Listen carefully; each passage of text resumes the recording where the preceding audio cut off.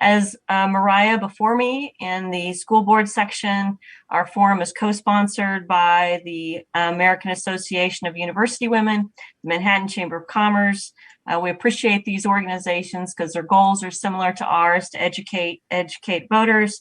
We also want to send a shout out to Manhattan Broadcasting and K-Man for partnering with us and recording this and broadcasting it, But I do want to remind us all, for those of us who are here and those who might be listening, the League of Women Voters is a nonpartisan organization. We neither support nor oppose candidates, but we do strive to promote informed citizen participation. This is part of our educational goal to educate voters. As we did in the first segment, and hopefully you all got the instructions, we're going to open it up to a 1.5 minute opening statement, followed by about 5 questions that have been curated by the leadership team. You'll get 1.5 minutes to answer those questions. We discussed before we came on the air the order that we're going to go around the room. You'll be the first for one question, but not for the next question. After I do have a 6th and a 7th question, and if we need it, we may or may not need it. At the end, you'll have another 1.5 minutes for closing comments. My bad, 2 minutes. You'll have 2 minutes for closing comments. We have 2 timekeepers. Timekeepers, you want to show us or we have 1 timekeeper? Okay, well, we have 2 timekeepers. Okay, so hopefully can you all see the timekeepers? I can see Catherine, yes. Okay, hopefully you can see at least one. Because of our time limitations, we ask that you keep your responses to the issues. Personal attacks, personality criticisms aren't going to be tolerated. We'll mute you. We will mute you and move on to the next question. All right, so now we will start with opening comments. And I, again, will start with my Zoom room, and I will start with John Mata. Okay. And after that will be Monica. First, I want to thank the League for putting the event on. It's real helpful for the voters to get everyone's views. And as said, hi, I'm John Mata. I've lived in Manhattan for the past 23 years. My wife, Karen, and I have truly enjoyed living and raising our family in this great community. I am retired Vice President of Logistics for Foot Locker. I'm also a former Manhattan City Commissioner, Mayor, and former Chairman of the Riley County Law Board. I'm running again to give back to the community and use my extensive business experience to help Manhattan be affordable as we move into the future. I believe we can drive economic and infrastructure growth without things like 9.4% property tax increases. We have the revenue streams to do it. I've spent a 35-year business career driving efficiencies, lowering costs, while at the same time improving services. I know how to manage $100 million budgets and staffs well over 1,000 people. I want to do this for Manhattan so we can both have growth and a great quality of life as well as affordability. Thank you. Thank you. Monica McFarlane. Hi, I wanted to say thank you to the League of Women Voters, the AAUW, and the Chamber for organizing this event. And I also wanted to thank K-Man for broadcasting. But I also wanted to thank everyone who's taking the time to tune in today and to learn more about the local candidates and sharing in the process of local governance. This is our community, and you set the tone for our future with your votes. My family and I have been in Manhattan now for 10 years. Originally, we came here due to my husband's military service, but he retired 2.5 years ago, and we have decided to remain part of this community. We did so because of all the opportunities that our family was afforded by being part of the Manhattan community. And I want to be able to see many of our community members feel that they have access to those opportunities to make their lives better here as well. I care about this community, and I'm also passionate about public service. I decided to run for Manhattan City Commission because Manhattan has a lot of good things going for it, but I still think that it can do better. I want to help Manhattan grow in sustainable ways. And unfortunately, right now, we're in a period of stagnation. We need to find ways to develop industry jobs that are good paying, that keeps the talent in town. And we also need to provide services to allow all of our residents to feel that they're valued and respected members of this community. Unfortunately, we've had a lot of issues that have gone unaddressed for far too long, such as flooding mitigation and stormwater infrastructure, also lack of good paying jobs, and then also affordable and safe housing for all of our residents, which many community members without feel disconnected, unequally valued, and disrespected. These are things that the state can do, and I want to support that. Thank you. Usha, ready? Yes, thank you once again to the League, AAUW, and K-Man, as well as the Chamber for sponsoring this event. I've been in Manhattan for over 28 years. My children grew up here and received their K-12 education in USD 383. I taught at Ogden Elementary School for over 16 years, and I'm on a leave of absence currently. This is my second term on the City Commission, and I served as mayor twice. Being a public school teacher has prepared me to work with families from a variety of backgrounds, socioeconomic conditions, ideologies, and resources. And I know policies cannot be based on a one-size-fits-all approach. I make decisions based on reviewing the information that's given to me, listening to feedback from the community, and deciding what's in the best interest for all of Manhattan. I understand budgets, processes, partnerships, and collaborations. I value relationships with our partners such as Kansas State University, USD 383, Fort Riley, the Chamber, and the Flint Hills region. These are essential for the success of Manhattan. In the past few years, we've had 3 rec centers, the EDGE collaboration program, revitalization of Aggieville Business District. All of this is important to be competitive in this state as well as the nation. I'm dedicated to our community. I'm proud to be calling Manhattan my home, and I'm looking forward to answering your questions and to your vote on or before November 2nd. Thank you. Aaron Estabrook. Hi. Too many folks in politics today spend all their time complaining about problems and looking for who to blame. That's not how I operate. I'm here to find solutions to these problems and get results, and compromise is at the root of that. From being a farm kid to an Army sergeant and now a city commissioner, I know the value of hard work and what it takes to get things done. My service has taught me to respect passion, rely on logical reasoning to solve problems, and ensure space for dissent and differing views. 2 years ago, you elected me, and I've kept my word. Despite the chaos and complexity of the global pandemic, with your help, found ways to get stuff done for you. Together, we've accomplished more than many imagined. We were successful in dedicating 10%, or about $6.5 million of the economic development sales tax that citizens passed in 2020 toward future workforce housing initiatives in Manhattan. I worked with the MLK committee to make it possible to officially rename 17th Street and recognize the historic connection Martin Luther King Jr. has with K-State and the Manhattan community. We demanded that goals be set, and we rolled out the first ever strategic plan for the city. I'm seeking re-election because I know there's more work to do, and I have a unique capacity to continue the progress we have made. I ask for your support once again. Thank you. Wayne Butler. I want to thank the league for putting on this forum. It's always a pleasure to take part in these type of events. Now, my background, for those of you that aren't familiar, I spent 25 years on active duty as an infantry officer, and picked Manhattan as a place to retire because I've lived all over the world, and this is probably one of the best places on the entire planet. After I retired, I spent 20 years working on the Barton County Community College campus on Fort Riley as the associate dean and the director of long distance education. Plus, I instructed several classes.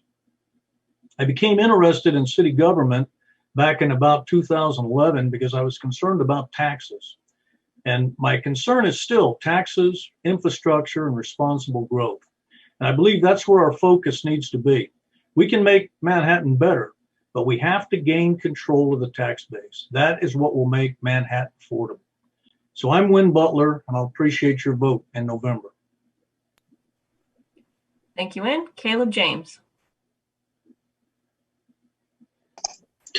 Thank you all for putting on this event. I believe civil discourse is a staple of democracy and a necessity for any country calling itself free. A little about me. My name is Caleb James. I'm a married father of 3. I'm an Army veteran. Currently, I work as a manager of business analysis in the Division of Standardized Operations and Analytics. I own a small business here in town, and I also coach youth track. I'm running for city commission because I care about this city and the viability of this city for future generations. The tax burden in this city is killing businesses, stagnating growth, and making it more and more unaffordable to live. In the last 6 months, I've worked on over 30 projects in 15 different states. I've done viability assessments, streamlined government processes, and my team has stood up projects ranging from 30 to 1,000 employees. I understand how COVID has impacted business functionality, recruitment and retention efforts, and I understand what has been most effective in the recruitment and retention of qualified employees. I want to bring this experience and understanding to the commission to help move Manhattan forward strategically and in a way that provides an affordable and enjoyable community for anyone who wishes to call Manhattan home. Thank you. Thank you. Rich Jankovic. Thank you all for putting this event on. It's always a great time to visit with the League and all of the folks in our viewing network and on air.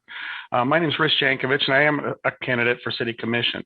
My family has been here since 1967.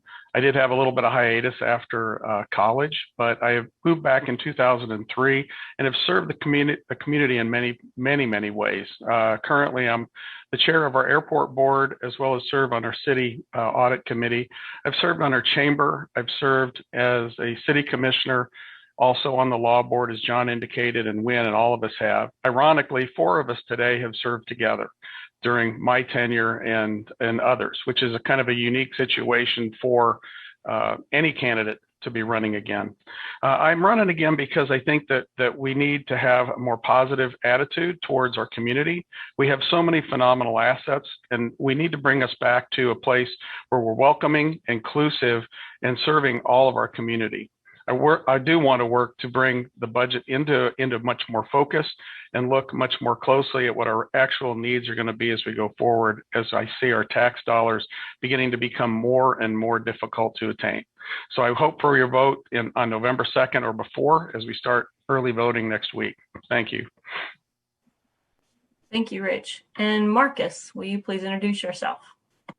All right, thank you so much. So my name is Marcus Kidd. Thank you so much to the League of Women Voters for hosting this event and inviting all of us to attend. So who am I?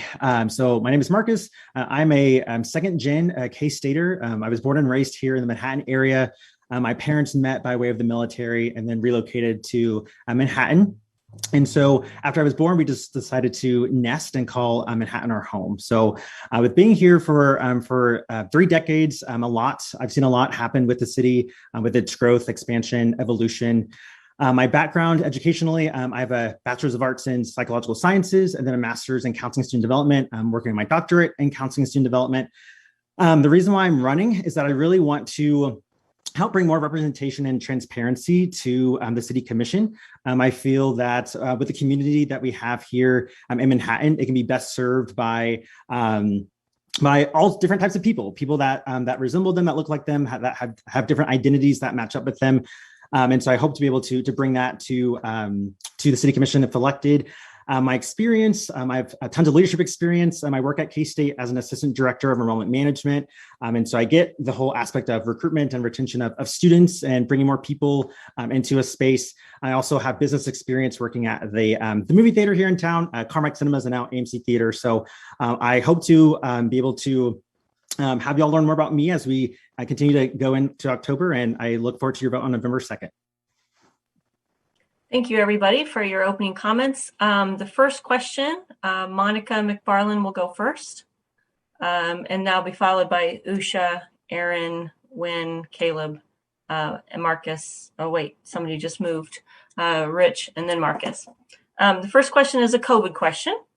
What should the city's role be in supporting the Riley County Health Department, including decisions made for public health, such as the masking ordinance and other COVID response measures? Thank you for the question. It's my belief that it is the City Commission's role in supporting the local public health officials and putting in place certain policies that may help to mitigate some of our health issues at this point.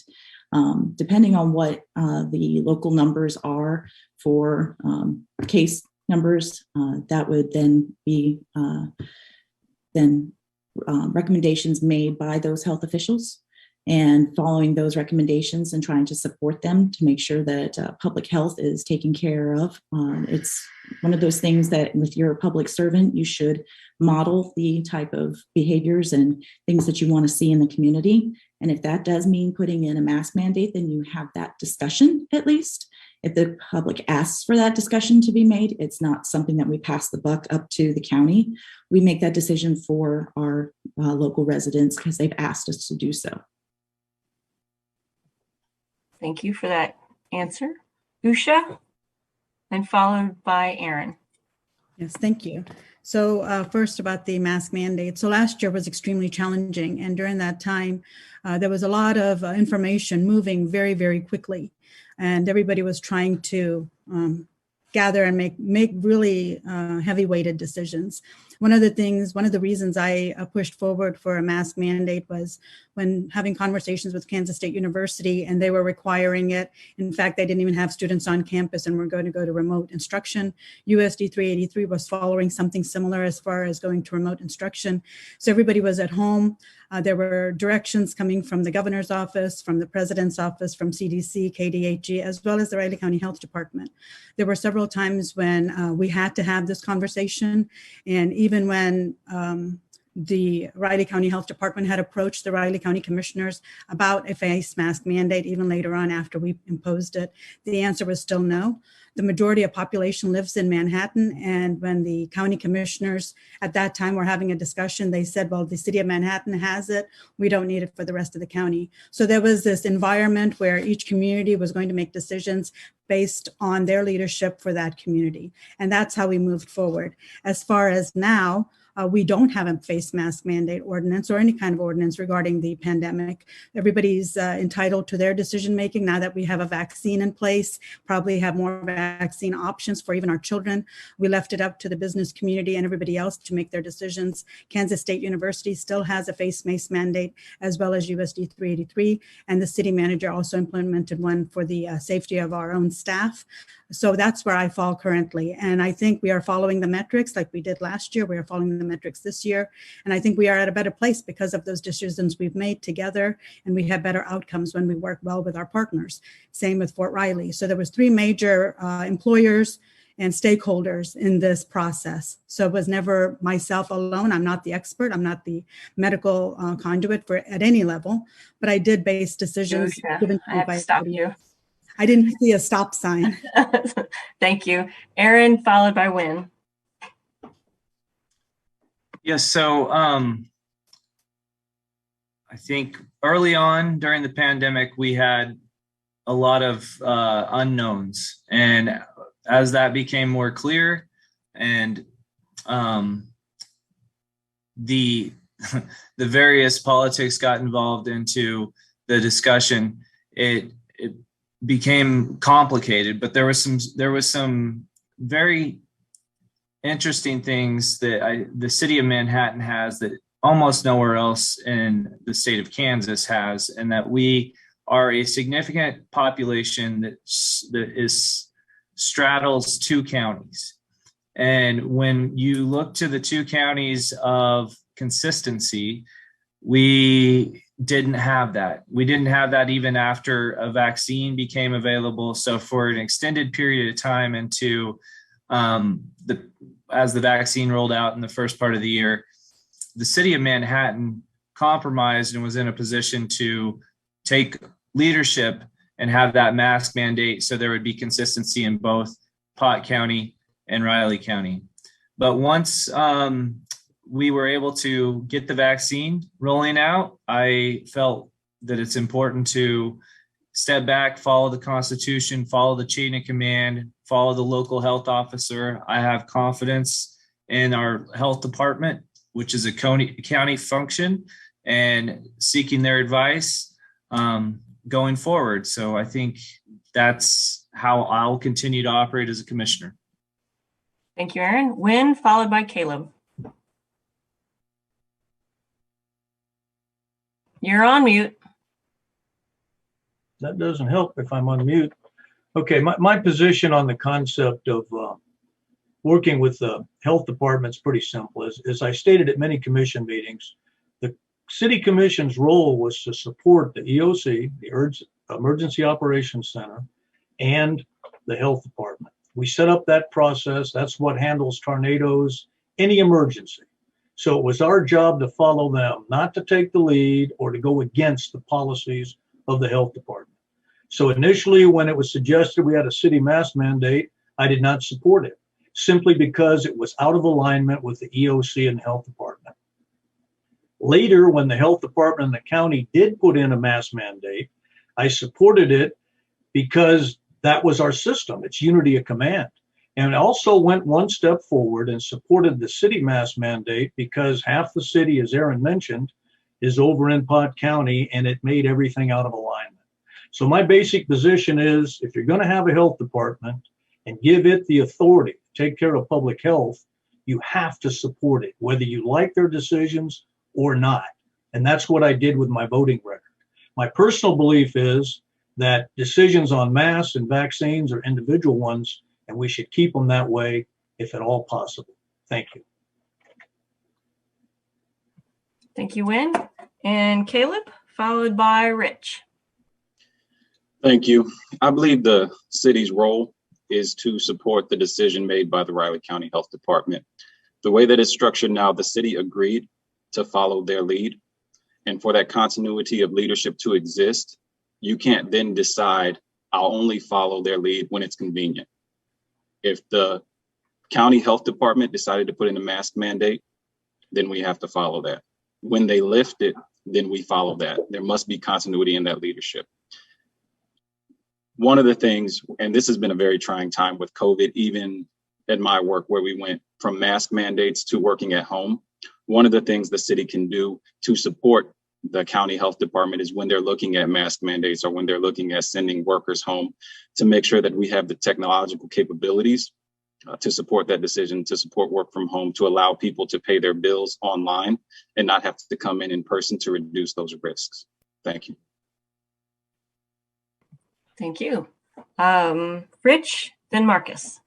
Yeah, thank you. I think that how things rolled out early in the pandemic last year, it was quite confusing. One of the difficult things is there were so many mixed messages between all of the various entities that we really serve in the city of Manhattan, both Geary County, because even though we don't straddle them, they are part of Fort Riley, which feeds into Manhattan. We also have Pottawatomie County, and we straddle two counties, Riley and Pottawatomie.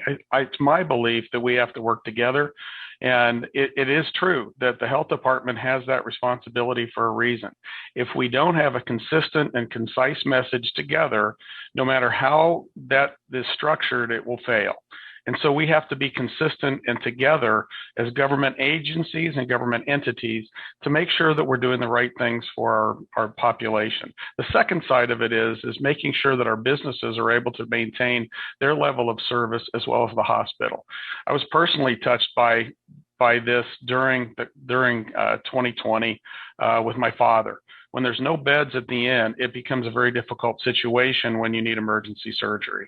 And so those are things that I would be taking into account. But I also believe that we need to be working in concert together so that we ensure that we all understand where we're going and how we're getting there and why it's important. Thank you. Thank you, Rich. Marcus, and then we'll wrap up this question with you, John. All right. Thank you so much for this question. So it's my opinion that the city should take the supportive role just to help keep everyone in Manhattan safe. I was in the position where both at K-State and at AMC, there were both mask mandates put in place before the city kicked theirs in. And so I personally had to wear a mask in my work settings before everyone else had to. And again, going back to the goals to keep everyone safe, I interact with a large amount of people. And so I get the intent of that. And especially at the time where there were a lot of unknowns with coronavirus. I think that's something that could be helpful in unifying a lot of these different entities that are making these decisions is just by having the data that's more clear and easy to understand. I'm under the belief that at times people while they may not like what a certain decision is, if you can justify the reasoning behind it, then people can be more likely to be engaged and understand it. And so I think that was where things were a little confusing from my personal perspective. And so again, having those clear thresholds in there as we move forward to like track vaccination status along with those that are infected with COVID-19. I think those could be different helpful metrics to help everyone move forward and more unified. So thank you. Thank you. John, you're last but not least. Okay. Going to echo a lot of things people have said, but I do believe it's the city's job to support the county and the county commission. I think everyone learned, if they didn't know it before, that the county commission is also the board of health for the county. So when you're voting for that county commission, you're voting for your board of health. Those are the people who are elected to do that. And so, that's their responsibility. And I think we should show some respect for the organization who was elected to carry out those duties. I think it was somewhat unfortunate with how things did go down the last time. There was a lot of discord between the city commission and Riley County Commission. Barbs were kind of set at meetings between the two. There was some criticism of the EOC, which I don't think was helpful. I think it would have been good if the groups would have met together and had just particular discussions about the pandemic. I know there's joint meetings between Riley, Pottawatomie County, and Manhattan, but I think some specifically just for that. I also think that a working group with a Pottawatomie County Commissioner, a Riley County Commissioner, and 2 Manhattan City Commissioners would have been good. And that's the maximum you can have, or else you get into an open meetings thing. Because that, and not that I don't respect open meetings, but I think that would give a chance for people to talk frankly to get that done. One last thing Caleb brought up about the infrastructure to work from home.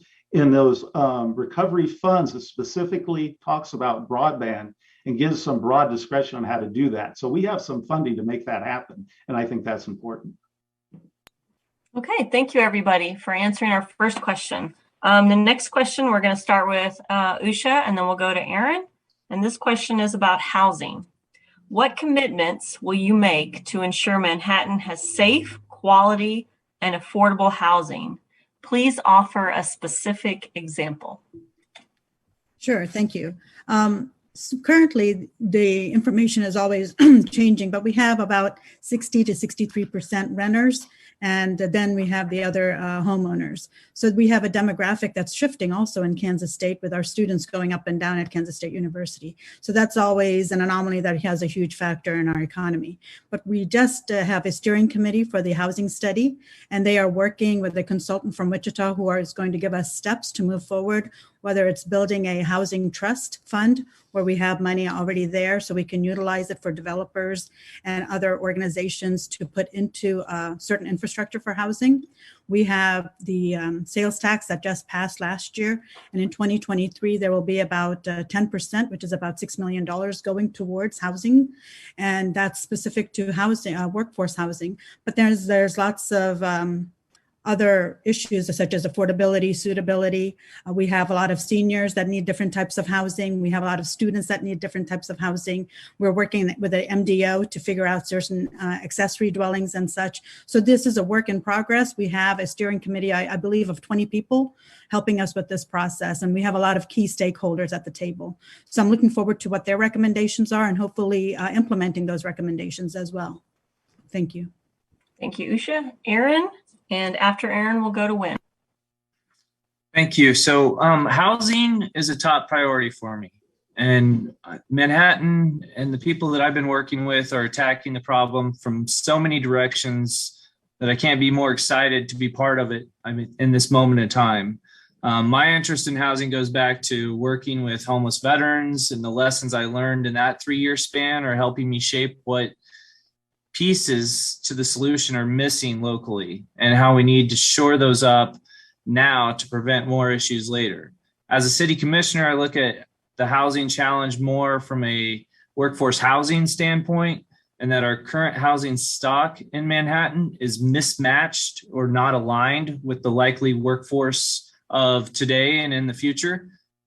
The housing in large swaths of Manhattan was once suitable, but then slowly as kind of sort of Frankensteined into to meet the needs that we had during periods of record enrollment at K-State.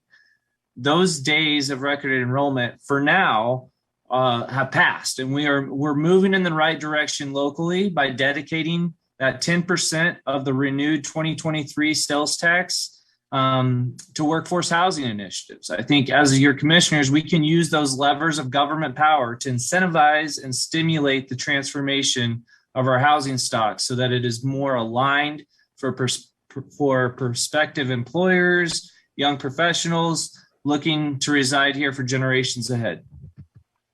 Thank you, Aaron. Wynn, and after Wynn, it'll be Caleb. If affordable housing is really marketplace driven, and that's the first thing everybody has to understand. It's the marketplace. And some of it is, BHH basic allowance for housing rates from the military are quite high. The private gets $1,000. That impacts our amount of what people are charged for rents here in the city. I'm particularly enthused, though, about what we did with the Economic Development Recovery and Relief Sales Tax. That 10% should be used to incentivize employees to purchase and upgrade older residents. And the key here is understanding the difference and definition of what is workforce housing. Workforce housing is defined as those households earning between 60 and 120% of area median income. So workforce housing targets middle income workers, not low income workers. And we're talking about folks like firemen, policemen, healthcare workers, teachers. And that's one of the things that's frustrating when you look at the amount of city staff that live outside the city. So we've got to take that workforce housing initiative and cause it to change the ability of the medium income workers, especially our fire, police, and city workers, to be able to afford and buy homes in the city. And there's a number of programs that we can initiate to make that happen.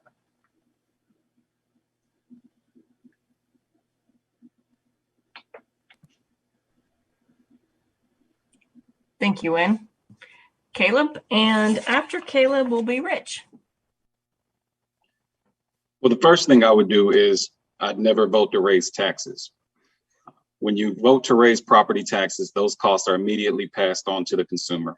So when you're talking about affordable housing, when you're talking about property taxes increasing and people doing assessments and saying, can I afford to live in this city?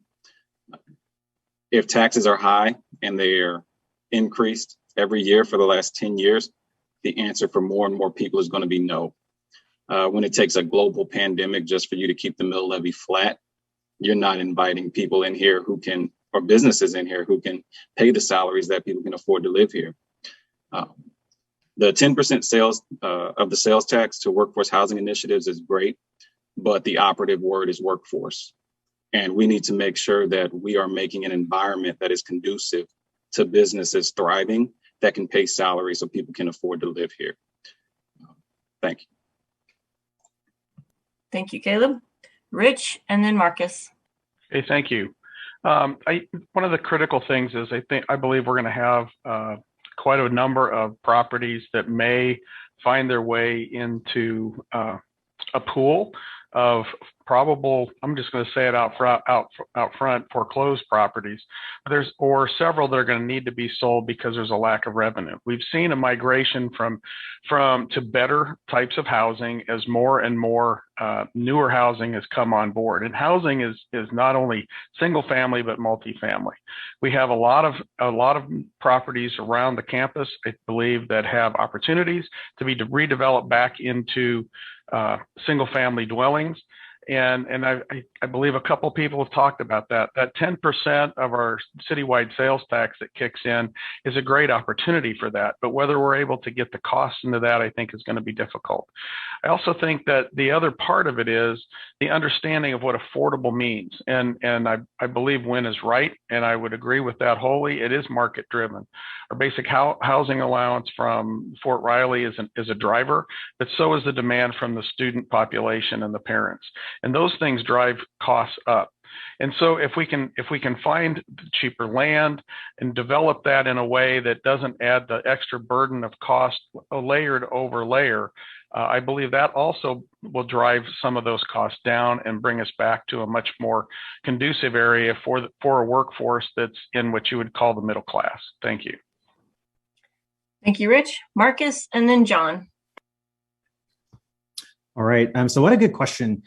So in relation to the safety and quality of housing, I think that's something that can be done more on the front end when working with landlords and the places that they do have available for rent for people to occupy. And that's where the affordable part, that's the bottom line. That's the first thing that everyone really looks at. How much is it going to cost me in the long run? And so as I think about that, my commitments to that, again, like I said, the safety and quality part can definitely come on the front end, building in those requirements that those living places have to meet a certain threshold with different metrics for both safety and quality. I think that's something easy that could be introduced and modified over time if need be. And then for that, for the affordable part, I think that there's a lot of different creative solutions that we can do, right? So I think that one example could be having like a profile of the individual living in that certain space. If they work for the city, then that could mean a certain pricing model for rent that they follow. Or if they're a student, that could be a certain pricing model. Because again, when the market is set up in an area where you can't succeed even by living there, then of course, as others have said, that's going to be what drives people to not want to live here. So those are some of the things that I can think of that are just some creative solutions for this issue. Thank you. Thank you, Marcus. John, and then Monica. Okay, try to fit this all in. First, on the safe, and I've never been for rental inspections. I know that's been brought up. I'm not for that, but I am for making sure that everyone knows, make a new renter's packet, some the school can give out, the city can give out, that a renter can always request an inspection from the city if they do think they have a problem. So get that out there.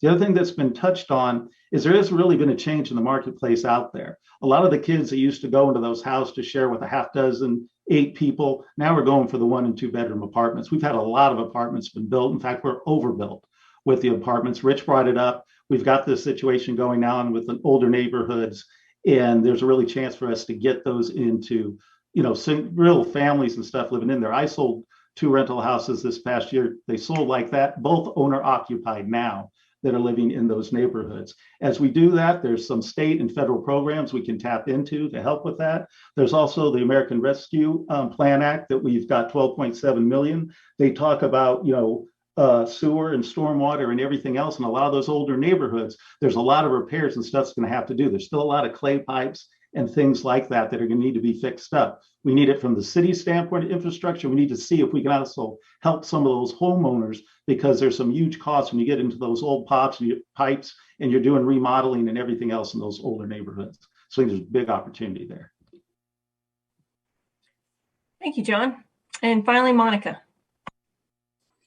Thank you. One of the very first things that I mentioned when I filed to run for city commission was that I was for having housing inspections, and I am still very much for having housing inspections. I moved here, as I said, as part of my husband's military stationing. And when we moved here in town, we came in November, and we had to find housing within 10 days. It's really difficult to do that in Manhattan when you're coming in Thanksgiving week and you need to find something by December 1st. And that's not the time that the semester is finishing.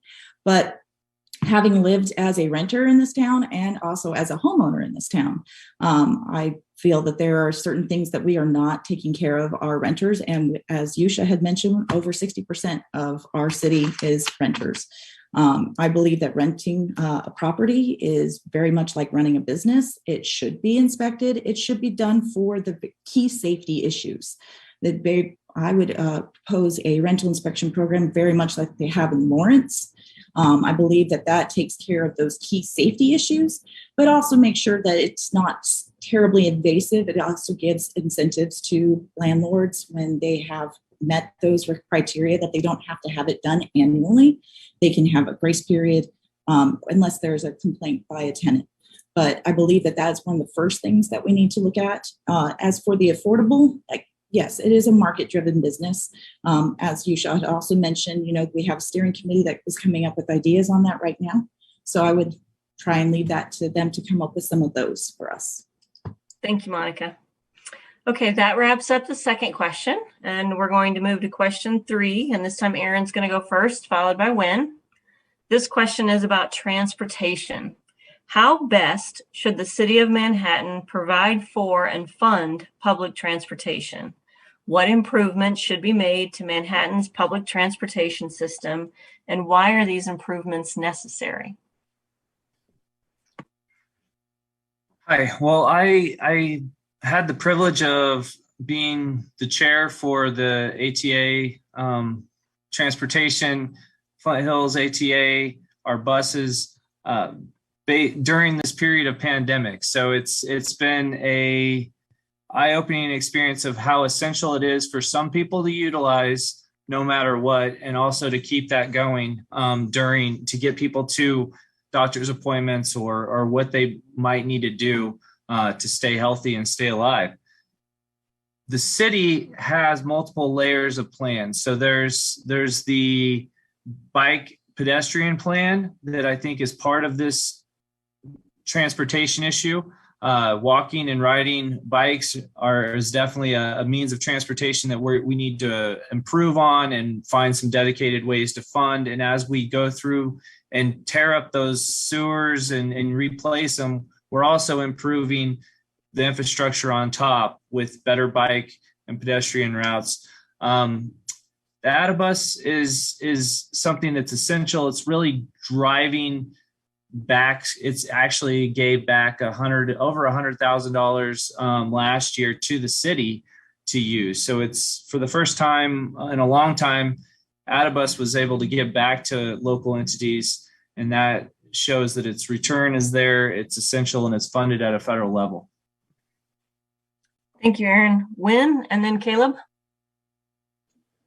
Yeah, basically the question's about ATA, and I've never thought that we should run a municipal bus service, but I'm quite happy with the evolution that's taken place and the way ATA is managed.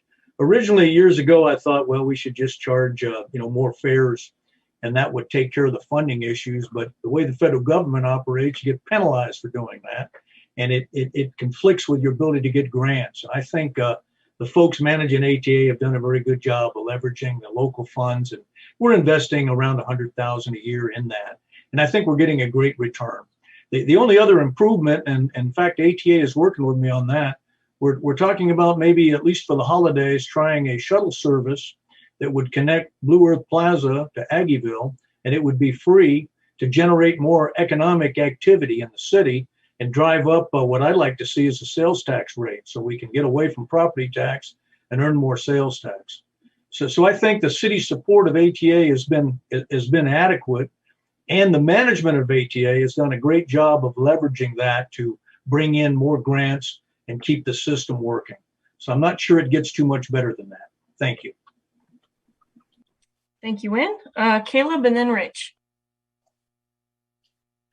So my dad worked for ATA-bus and said often there was only one or two people on his bus for most of the routes he drove. Federally funded and efficiently ran generally don't go hand in hand. But I believe that Manhattan has done its part and has helped ATA-bus be successful. I think one of the things we need to look at as a city commission is that a need or a want? How is it being utilized? And then look at ways that we can more efficiently do that. I think one of the things we need to focus on is the walkability, the ability to ride bikes to and from locations in the city. We need to, when we're planning city operations and we're talking about strategic plans, look at the livability and how close it is to community resources, whether it be somewhere to shop and get your groceries or whether it be towards entertainment. If we increase the livability radius around areas where we also have entertainment or the necessities, then we lower the requirement or the need for transportation, especially city transportation or federally funded transportation, and we allow people to live closer to amenities, which is one of the things that will help Manhattan grow. Thank you. Thank you, Caleb. Rich, then Marcus. Thank you. I know that ATA-bus has evolved significantly since 2011 when I went on the city commission. We had, as a group, several pretty lively discussions about how to fund, not to fund. It has evolved significantly with federal funding because of the change in our population, our MSA, which allowed them to expand service quite significantly. There used to be 2 primary routes, and now they have significantly more, which evolved out of their initial on-demand service, which is still offered. And I think that's a critical element of what we have. We also have the effort to add bike paths, the walkability. And the bike paths and the walkability come down to a cost issue. Do we have the funds available to build that type of infrastructure? I think if we make improvements, those are things to look at. I also think that we continue to work with ATA to ensure that they have a viable funding mechanism through the federal government, which I believe is an outstanding way to keep this going. It is efficient. When I moved to Manhattan in '67, there was a municipal bus service, but it only ran to College Avenue, didn't go further west. It's one of the reasons that it failed. And I think Addabus does an adequate job, and I think it also can continue to improve. But I believe that right now we're at a good position with them to serve our community. Thank you, Rich. Marcus, then John. All right. So this is a really great question about transportation, and there's so many different things that come to mind when I think about that. So as for the Addabus is concerned, I see people using it all the time in my routes to and from work and different things around the city. And so I would just work to help support them the best that they can with whatever their needs are. I do think that there is capacity for increasing the popularity of using it by having like special shuttles be set up for like special events. So for example, I serve on the union governing board at K-State. And so for the K-State Student Union, for our Addabus, we set up a shuttle for it to go from the Union to the football stadium. And so it's a great way for people to be able to park their car in the Union parking garage and then easily get a lift to the stadium, just to help increase, the foot traffic in the Union and everything. And to my knowledge, we've been seeing some positive results, which is great. So that's on one end for the public transportation bus side. I also think that there's a capacity for more on-demand options that are more short-term or like rentals, if you will. So as a lot of us may have noticed, there's the Link scooters that are around town. And I think those are just so cool that you can just easily scan your info in to pay for it and then ride it for whatever distance you want to, but creating more of that on-demand experience so that people don't have to wait necessarily for public transportation to get from one place to another. So thank you. Thank you, Marcus. John, and then Monica. Okay, touch a little on what others said too, because I like what Caleb and Rich got into it a little bit on the walkability thing, which I think actually goes into the housing thing. If we can, as the students shift to a lot of the apartments and we open up those houses, they're closer in to where grocery stores are and things like that, which I think will help out. When you're looking at it, you've got those school routes, they're pretty much funded by the school, and then what you might call the economical routes, the routes that everyone knows about. The ones that I think we need to look at is what I call the lack of service to demand routes. This is maybe where we have people that, we talk about food deserts and don't have ways to get to the grocery stores and things of that nature. That would be worth looking at. And then we do have to address the issue of only having one or two people on the bus and do some analytics on routes and bus occupancy, which I think ATA does do some of that. We do need to make sure we, keep up with the funding from the federal sources. We don't want to go crazy. I did a lot of research on this busing stuff, and a lot of communities got into really bad financial shape when they started taking on a lot of the funding and doing uneconomical routes.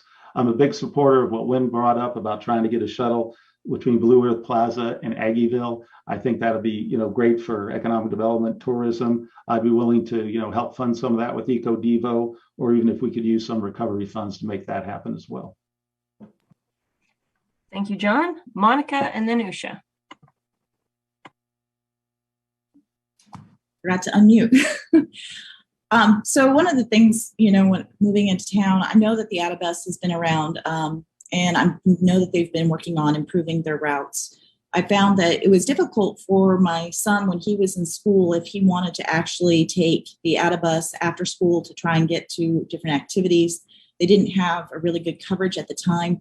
I know they've been working on this, but I think, again, this is one of those things we're talking about. If there's only one or two people on a bus, then we should be looking at how is that line utilized? What time is it best utilized? There's a lot of people that I see down on Casement who actually line up for the bus, but then it's not really well marked. I know we have the little signs. Some places actually have like actual bus stops and covers, but I think it would be nice to actually have a little bit better defined place to let it be visible that this is actually a bus stop. I think that would help with the not being visible in use. But also I think that the city could do certain things with partnerships to try and like Marcus was pointing out with the university, and trying to get people to ride for days on going to games. Maybe myself, living in Northview, which is known as a food desert, should actually get on the bus and try and go grocery shopping and see what the experience is like. And that way I can give proper feedback on, what kind of things are still needed in my area. Thank you. Usha, your go. Yes, thank you. Yes, several people mentioned some of the same points, but I think one of the services Adibus provides, and we continue to try to partner with them and fund when we can. They work closely with Fort Riley, with Junction City, and with Manhattan. So there's a lot of people that go in and out utilizing that transportation. Green Apple Bikes has been very effective in our community. That's privately funded. But that also gave us a window to data that who was using it, how often they were using it, and what we need. So that's been still being studied, but it's been very effective in our community. The e-scooters that were mentioned was a great partnership with Kansas State University, and that just happened about 2 years now running, and we're collecting some of the revenue for that. But that's another mode. We try to increase density, our urban density in Aggieville, so we are within those walking parameters. So more people are walking to their destination and then walking back. Adibus has been instrumental when we had those fake patty days, and they would use the bus so they can take students back and forth.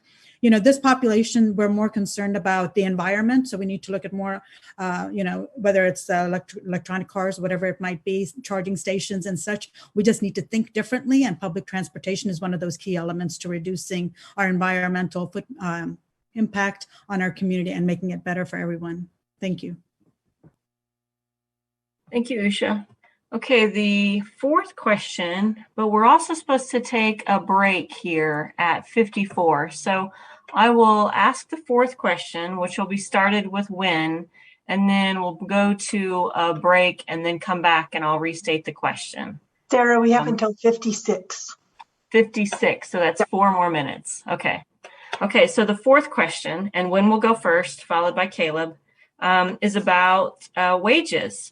What is your position for setting a living wage for Manhattan, and what do you consider a living wage for Manhattan to be?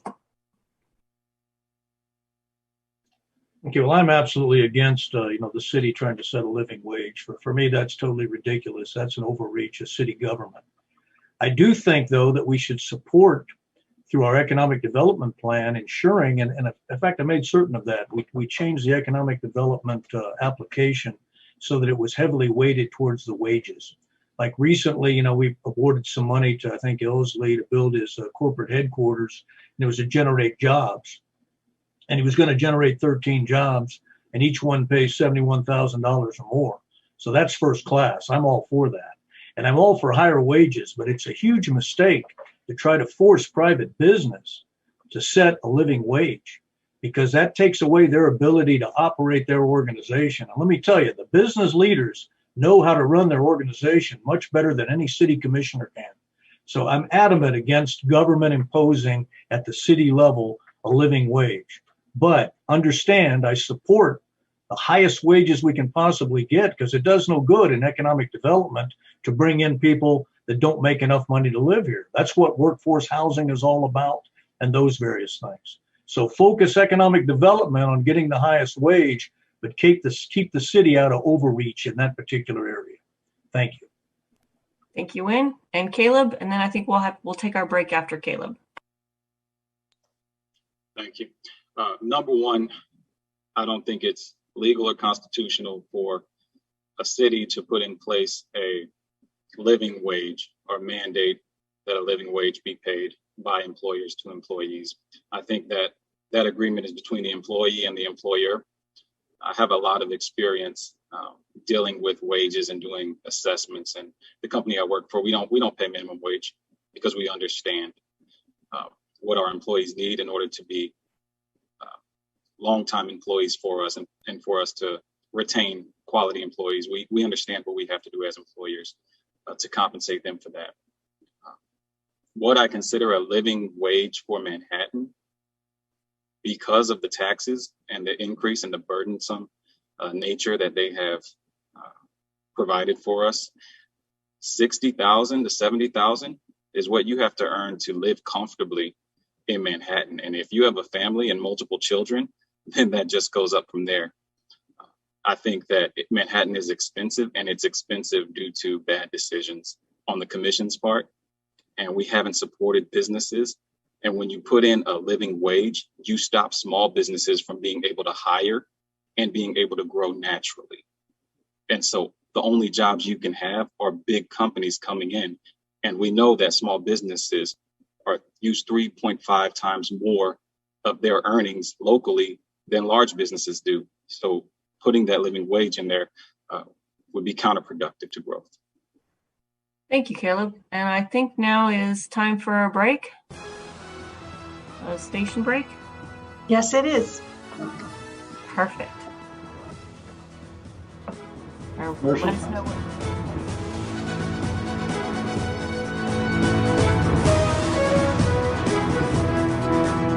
subsidizing it.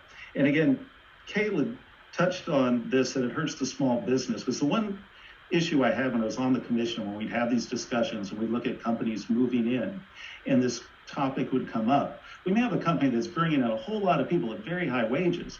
Let's say they have a half dozen, 8 people that are making, they're in other positions, receptionists, whatever, they don't make as much. The commission's like, you got to raise that.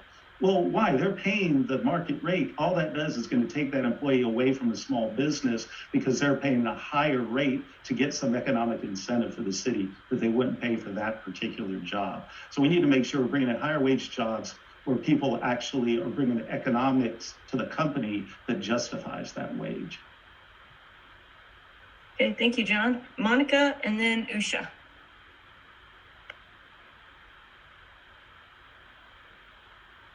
Sorry, I was trying to unmute again. I think one of the things that we need to look at right now is just that MIT has put out a study that stated that the living wage for a single adult in this country, median, is $14.78 an hour. If you have 2 children, that goes up to $37.12 an hour. So looking at what type of jobs are available here in Manhattan and what actually pays that type of wage, it's not many. We have great partnerships with the university and with the Post, and there are certain jobs that do, but we need to be looking at what industries can we bring in that will actually pay those type of jobs, wages, and keep those people here in the town. Also, by bringing in different industries, we also bring in opportunities for people to not only come and live here, but that also diversifies our tax base. The more people you have, the more the taxes spread out. If you bring in different services that people want to come and play in Manhattan, maybe not stay here, but play, they are also spending their dollars and helping take some of that tax burden off. But we need to be looking at ways that we can bring in those industries who will pay those job rates. It's not going to work if we don't. People have to be having that funds, or we're going to be supporting them through social services and other city funding. Thank you, Monica. Usha, and then Aaron, if he's here. Yeah, thank you. Some of the folks here have already alluded to the EcoDuo funds that we have, where we go into great detail about wages and employees and how many they're hiring and such. So one of the other things we learned from the pandemic is people had to pause for a whole year and kind of reevaluate their lives. And all kinds of issues happened during that time, whether it's staying at home and working remotely, or their health insurance going up and down or fluctuating, now having to teach their children and having internet services and the challenges they were facing. And then we reopened everything. And then we had this huge unemployment glut. We had people establishments that were looking for people to hire, but there wasn't enough. So I think that's what's going to drive the market now. People have realized, and the businesses have realized, they need to start increasing their salaries or look at things differently if they want to have a good compensation package for new employees to come back to work, or however they want to do that. We are losing our students, not because we don't have jobs here, but we don't have enough quality jobs here. The population has migrated to Johnson County. and other areas, and their cost of living is much higher, but so are their salaries. So the market is probably going to drive the wages right now, and the wages are increasing because nobody's applying for the jobs that aren't paying what they demand these days. So I think that's going to be the solution, and if we step out of the way, it may be more than just $15, $16. So thank you. Thank you, Usha. And Aaron's here for this time being. Yes, sorry for my unstable internet. If it drops out, I apologize. So we were asked, I was asked this question 2 years ago at a forum, and the question was around the idea that should we require some kind of living wage around $13 or $14? And my answer was, well, it really needs to be around $18 if it's going to be on par with what the labor market's saying. So nobody else, everyone was pretty squeamish about the $13 or $14 then, but now we're really behind when it comes to having our wages keep up with the cost of living. There's been a stagnation for more than a decade, probably closer to 2, and there's been also we're entering an era where the baby boomer generation is leaving the labor force, and so there's going to be more jobs than there are people to fill them, and we got to figure out the value of people to fill those jobs, and that's got to be something we do. We can't think that, I used to get paid $8. Well, the new normal may be closer to $20.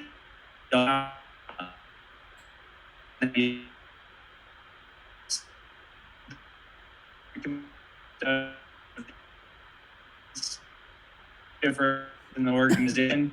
We need to do those studies more often. We need to make sure that we are staying competitive. The firefighters union has also been competitive, and the teachers have been competitive in the last decade in getting themselves out. So I'm sorry if I went over. I can't see the stop sign. Well, it's actually perfect timing. Okay, guys, now we're moving on to our 5th question. And this time, Caleb will go first, followed by Rich, and then Marcus. This question is about boards. And I'll just read it. It's been said that local decision makers do not reflect local demographics, that appointments to boards and advisory committees are not representative of all groups in the community. What would you propose be done about this claim? It's a great question. Thank you. I would tend to be in agreement. I think that a lot of times friends of the majority get appointed to boards, and the application process isn't transparent. The decision process and the reasoning behind those decisions isn't transparent either. When the commission is appointing someone to a board, they're reading a list of nominees and they're voting up or down on those nominees. And it's never clear to the citizens why that person was qualified and should be serving on that board. And when we're talking about, for instance, the law board, we're talking about a board that is, in essence, a taxing entity. And when there's no real discussion about who the commission is appointing to that taxing entity, then a lot of the citizens lose faith in their leadership. And so what I would do is implement an application process that was more stringent, narrow down that list of people, and whoever the commission decided on appointing, we would need a justification for that appointment, not simply a vote. And I would want to work with citizens and work with current members of the law board and commission and county commission to work out a process that provided that transparency and that accountability for the people who were appointing them. Thank you, Caleb. Rich, and then Marcus.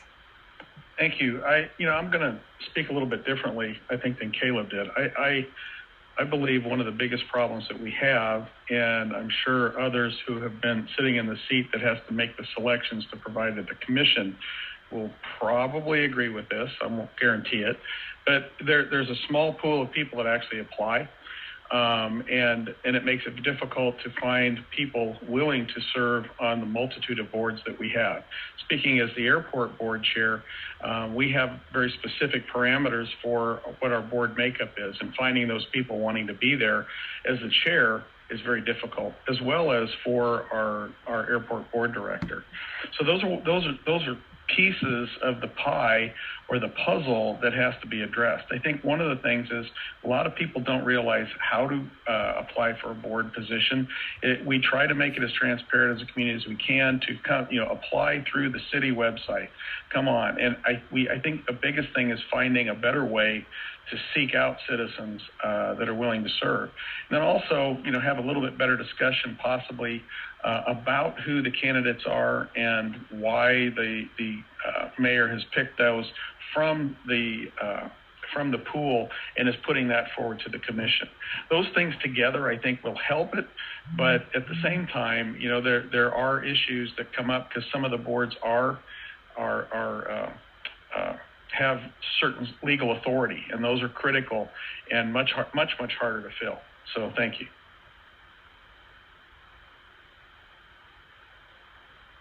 Sorry, Marcus, and then John.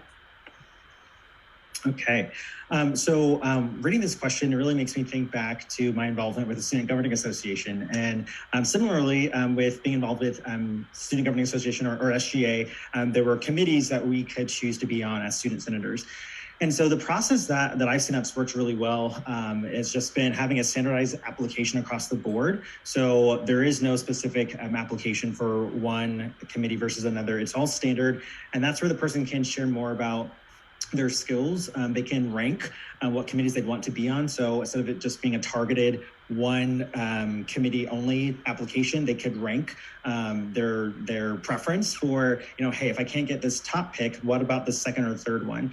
But I think from there too, what I've seen that's worked out really well is just been having a mandatory discussion. There is no just appointing someone just to appoint someone. There's a discussion amongst these different committee leaders over why this person would be good here, why this person would be good there. And if not, then if having to do like a switcheroo or something, then again, just discussing that and having that conversation be available for others to be able to tap into, to review later if need be. I think those are just easy practices that can be introduced that would not impose too much more of the time related to appointing those members. And I think with advertising as well, I think there can be more done with that either through social media or just through some other means to get more people to apply. Because when more people apply, then that can affect the application pool and the quality of those that want to be on those committees. Thank you.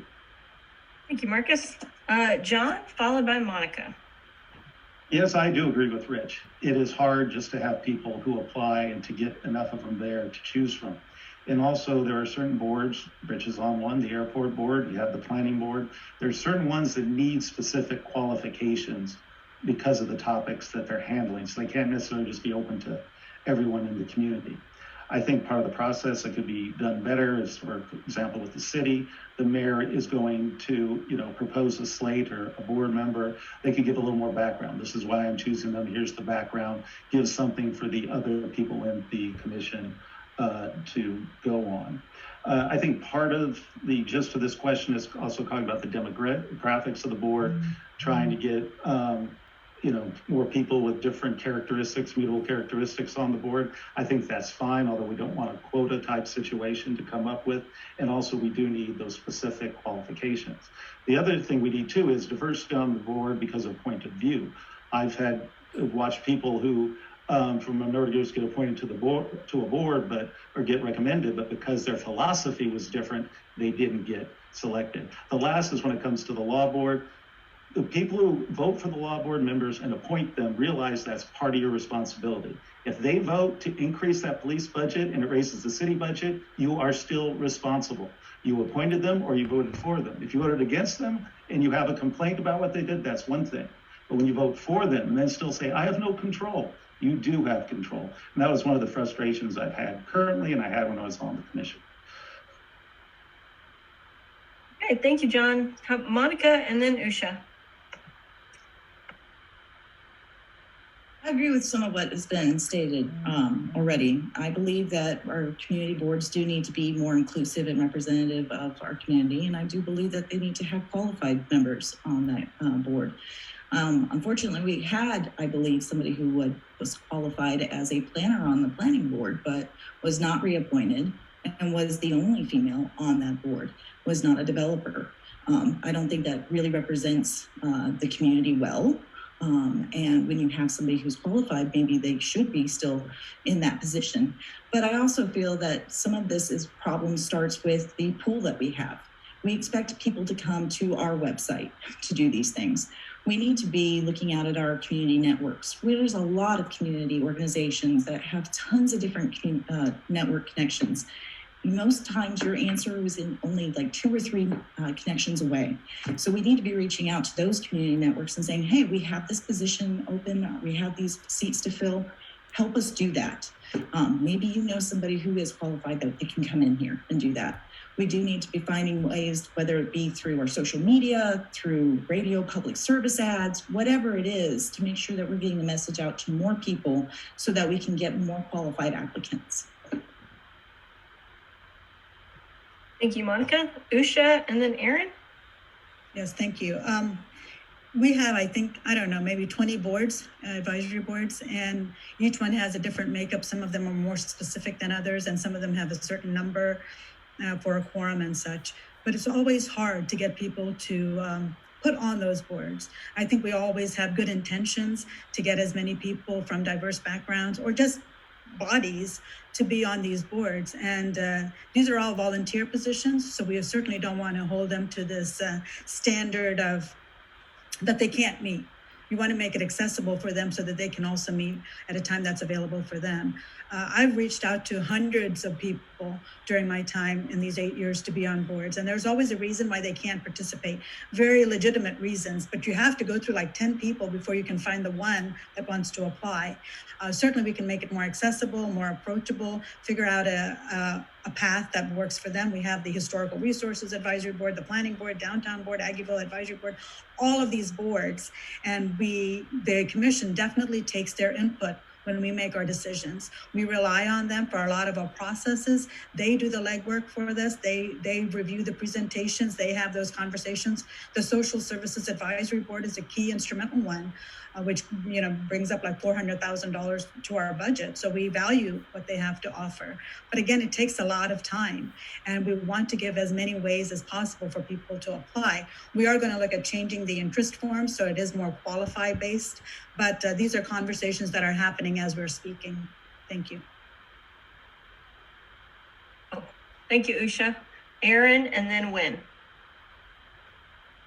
Yeah, so the board selection process and like how that goes down is probably one of the least transparent, most confusing processes for the public, and it's really a problem of when it comes, not just, I do agree there's a lack of applicants on some of them, but for the law board, for example, there were over 18 applicants, and that wasn't, the way that we handle that is the mayor puts somebody forward, and we the rest of the commission serve.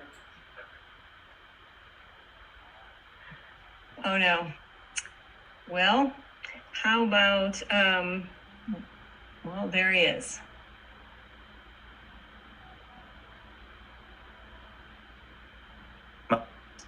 I'm back. You're there. You're back, Aaron. Finish your answer. Okay. So the mayor put somebody forward. The commission provides advice and consent if they're qualified or competent. And that is a limitation of how that choice is selected. And then more so, even the 17 other people rarely get feedback that they either had a submission received or why they were not selected. So I think there's a lot of ways to improve the entire process. I agree. Really need some sunlight. Oh no. Well, I think we're gonna. Well, there you are again, Aaron. You want to finish your thought? Now you're muted. We just need a better process. Thank you. We've had a couple of spirited discussions, especially on the law board, on appointments, and I think that's been clearly visible. As for the exact question here that says demographics, everybody should be appointed based on qualifications. We shouldn't be looking at boards and saying, oh, here's the demographics, as in age, as in race, as in color, as in gender. And I was very disappointed at a commission meeting when a commissioner stood up and said, I won't vote for this applicant because he's a man. That is not a reason for voting for or against an applicant. It's qualification based. And in fact, if you do that, it violates the city EO policy. Thank you. Thank you, Wynn. All right, well, now it is time for. Things that frustrate me is of course, the city commission doesn't always give you feedback prior. They see the same things I do. It's there on the city website. So if you're hard over on having a certain person on there for a reason, you should share that with the mayor. And the other thing is the mayor just makes a recommendation. It's not appointments, and there's no reason to rubber stamp them. And I've said that a number of times. And we've had a couple of spirited discussions, especially on the law board, on appointments. And I think that's been clearly visible. As for the exact question here that says demographics, everybody should be appointed based on qualifications.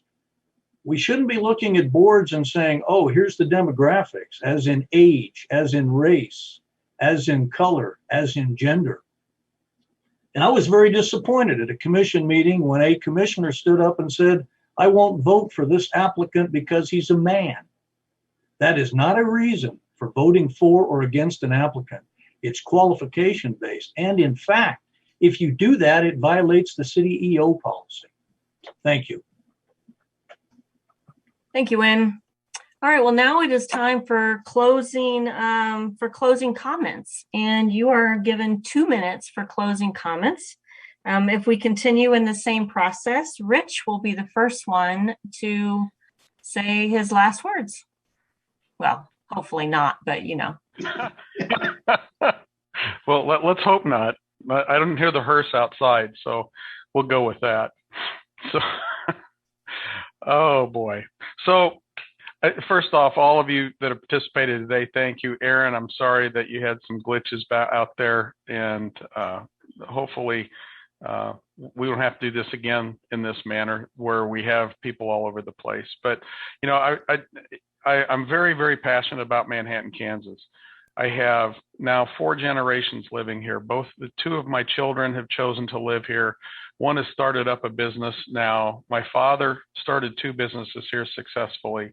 And I understand all the dynamics. My work for many, many years as a commercial banker has allowed me to work directly with a lot of, especially here in Manhattan, is more focused with many of the developers, the companies that have come here that are local companies that employ many, many people, retailers and apartment owners, et cetera.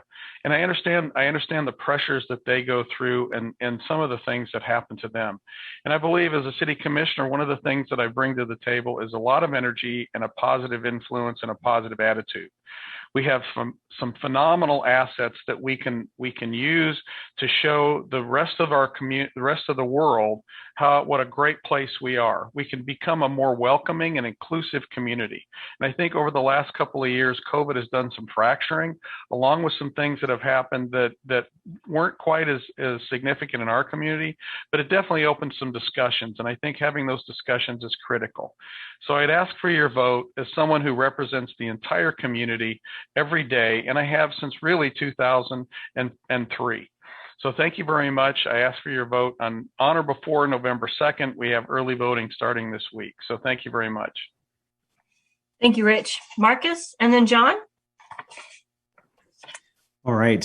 So again, to the League of Women Voters, thanks so much for having us all this afternoon. I've been so humbled to be a part of this great event. I'm hearing what reflecting on my own answers to these questions and reflecting on a lot of the other responses that have been shared today as well. I hope to gain support and get your vote on November 2nd or before. As I bring a fresh young face and perspective to City Commission, I hope that with the responses that everyone heard and that I gave, that I'm really into the vision of what new creative ideas can we bring to the table. Modern problems call for modern solutions, and so thinking outside the box is something that I'd say that I've learned to do with the different type of work that I get to do day in, day out, and so I'm very thankful for that. And so.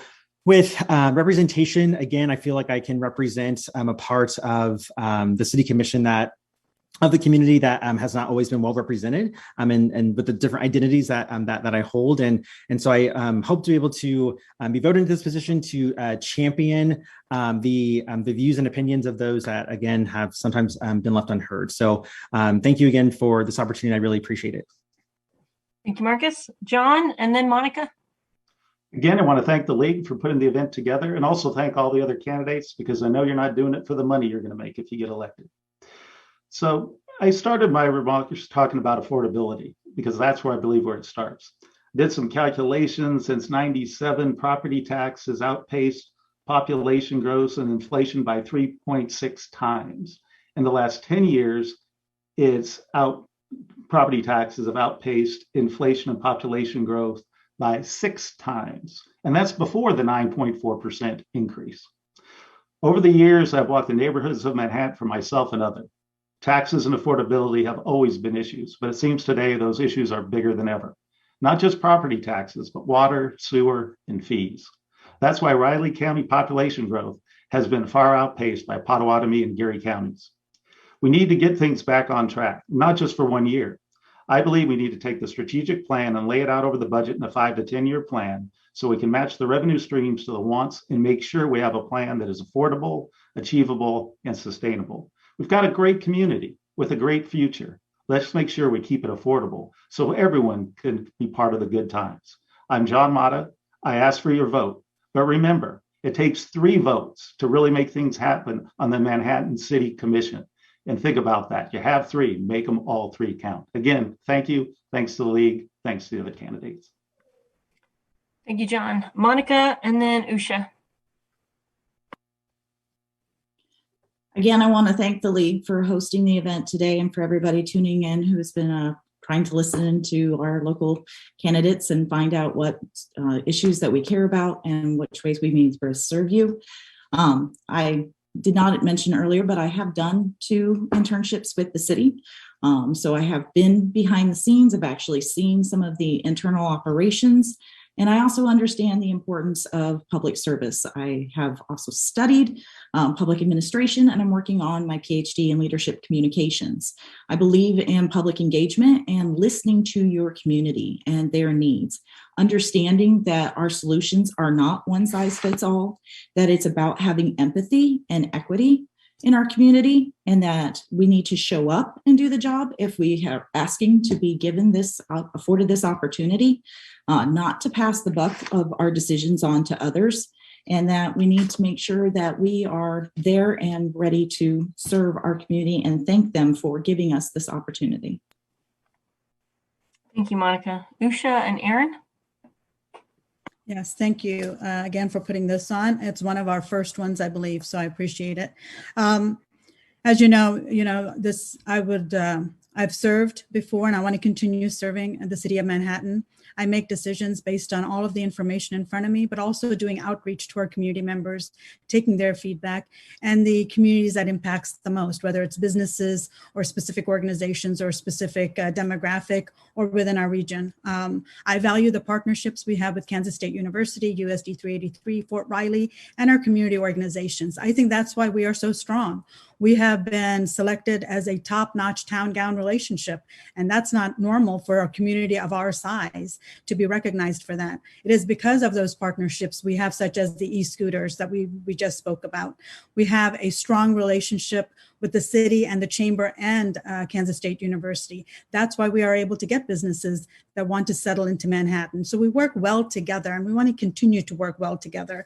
I've been a dedicated public servant. I thrive on dialogue and conversations. I've knocked on over 1,000 doors and had conversations with at least 300 people.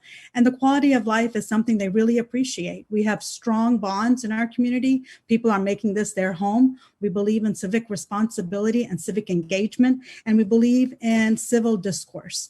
And on the City Commission, we have great dialogue. I think we are a diverse group of people. We come to consensus on a lot of issues, and sometimes we don't. But I think that's what makes Manhattan wonderful, is the fact that we all do work together and we can have these dialogues. I think we have more to do. I think we are going to be a prosperous community. We are constantly growing and thriving, and people want to settle here, and we have to give them more of a reason for those jobs to come and make it their home and take advantage of the talent we have here. I'm asking you to vote for me. You should already on or before November 2nd, and I hope to serve once again as your city commissioner. Thank you. Thank you, Usha. Aaron, and then Wynn? Yeah, so I guess the outcomes and the goals that we're going to have roll out with the Community Crossroads strategic plan, I think that's going to inform a lot of what we do going forward. And I think tying that into budgeting is critical. But for me, three things that I'm focused on a personal level for priorities are housing solutions. I want to continue to work on those workforce housing initiatives. And then the food systems planning. We didn't have much time to talk about food systems and food inadequacy, but I think that's an exciting thing that is happening in our community, where we're finding ways to leverage the county and the city to better meet the needs of our populations when it comes to delivering food and utilizing that. And then finally, veterans initiatives. I am a veteran, but I've worked with many veterans, and I think we can do better in different ways to rally around the veterans in our community. Everything from suicide prevention to other veterans treatment court options. I want to explore those with the municipal court and talk about what we can do to better serve those who have served the country locally. But on top of all of that, I just enjoy being somebody that serves you, and I work for you as a city commissioner. Every week there's a new problem, and we try to solve those together, finding the consensus, finding the best outcome for the majority of people, while also finding a way to respect and listen to the dissent. And that, for me, keeps me interested in going. So I'm looking for your vote on November 2nd. Thank you, Aaron. Wynn, and then last will be Caleb. Okay, for me, the forums have been interesting, some good questions, but for me, the focus has always been budget. And the reason for that's quite simple. What's the cornerstone or foundation to the city government? It's the budget. If you manage the budget properly, everything else falls into place. That's the key, managing the budget. And that's not just the property tax budget. It's all revenue streams, to include enterprise funds, which is the water department, the sewer, those kind of things. All of the money has got to be prioritized and allocated to get the best return on investment for citizens of the city. Right now, I believe we are not doing a very good job of that. And that's because we're not practicing lean management, something I've been pushing with city staff to cut waste out of our budget process. We need to start including that, and there's no reason to increase property taxes. City Commission increased the property tax rate 9.4% this year. 9.4%, well above the inflation rate. That's totally outrageous. We need to get a handle on that. And as John Mata said, it takes 3 votes to make that happen. I'm one of those 3 votes. I'm Wynn Butler, and I ask you to re-elect me to the City Commission in November. Thank you. Thank you, Wynn. And Caleb, it looks like you get the last word. Hopefully they're not your last words either. Yes, hopefully. Thanks again to everyone. I know that we can all appreciate the grind of running for a political office. Thank you, and you all have my respect for going through this process. candidates will give a lot of words, but never really answer a question that's asked. There are records of promises and no action taken. I will never vote to raise your taxes. That's my promise to you. It's clear, it's concise, and you can hold me accountable. And that's what you should be able to expect from leadership. Making Manhattan affordable is more about an efficiently ran city that doesn't run up the cost of business and living, and less about wage mandates. The current construct of the commission has applied affordability as an issue and has voted to raise taxes and add to the problem. That circular logic denies our most vulnerable population the ability to thrive in our community. I'm a Six Sigma Black Belt. I focus on lean management and budget efficiency every day. I bring diversity to the commission. I'm a minority veteran who owns a business and has experience in corporate business across multiple economic environments. As a city commissioner, I will be honest, transparent, and consistent in the strategic execution of city leadership that leads to a more affordable and enjoyable Manhattan. I'm Caleb James, and I would appreciate your vote on or before November 2nd. Thank you. Thank you.